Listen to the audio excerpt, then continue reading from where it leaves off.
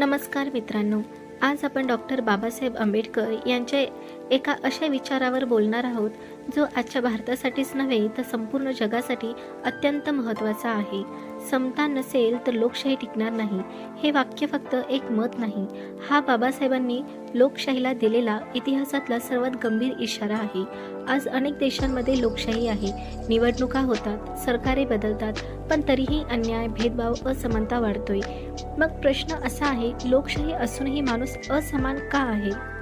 आपण अनेकदा लोकशाहीचा अर्थ फक्त मतदान पुरता मर्यादित ठेवतो.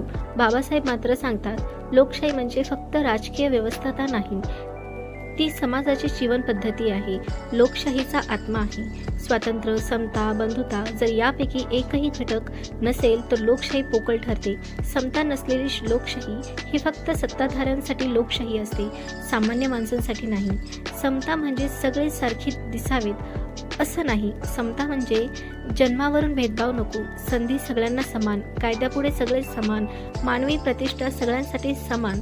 बाबासाहेब म्हणतात, ज्या समाजात माणसाला माणूस म्हणून समान वागणूक मिळत नाही तो समाज कधीही लोकशाही असू शकत नाही. बाबासाहेबांनी संविधान सभेत स्पष्ट केलं होतं, जर समाजात सामाजिक आणि आर्थिक विषमता असेल तर राजकीय लोकशाही फार काळ टिकणार नाही.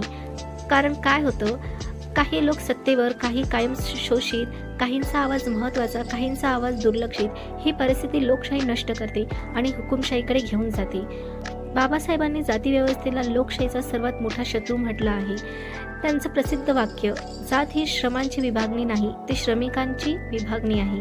जात जन्मावरून माणसाला मूल्य ठरवते आणि जिथे जन्मावर माणूस ठरतो तिथे समतेला जागाच नसते. म्हणूनच बाबासाहेब म्हणाले, जाती व्यवस्था असलेला समाज लोकशाही स्वीकारूच शकत नाही. भारतीय संविधान समतेवर उभं आहे. अनुच्छेद 14 कायद्यासमोर समानता, अनुच्छेद 15 भेदभावास मनाई, अनुच्छेद 16 समान संधी. पण बाबासाहेबांनी इथेच थांबून सांगितलं नाही. ते म्हणाले, संविधान कितीही चांगलं ते अंमलात आणणारे लोक जर असमान विचारांचे असतील तर लोकशाही धोक्यात येईल. भारतामध्ये एक मोठा विरोधाभास आहे, राजकीय समता आहे, एक मत एक मूल्य. पण सामाजिक वास्तव काय आहे? भेदभाव, जात, विषमता. हा विरोधाभास बाबासाहेबांनी सर्वात आधी ओळखला. ते म्हणाले, हा विरोधाभास आपण लवकर मिटवला नाही तर लोकशाही स्वतःच नष्ट होईल.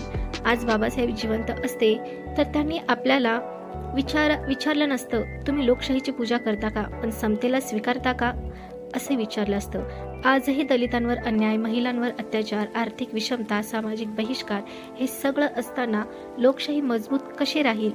डॉक्टर बाबासाहेब आंबेडकरांनी आपल्याला स्पष्ट शब्दात सांगितले आहे, समता नसेल तर लोकशाही टिकणार नाही. हा विचार फक्त भाषणासाठी नाही, तो जगण्यासाठी आहे. लोकशाही वाचवायची असेल तर आधी समाजात समता निर्माण करा. माणसाला माणूस म्हणून मान द्या, तेव्हाच लोकशाही जिवंत राहील. जय भीम, जय संविधान.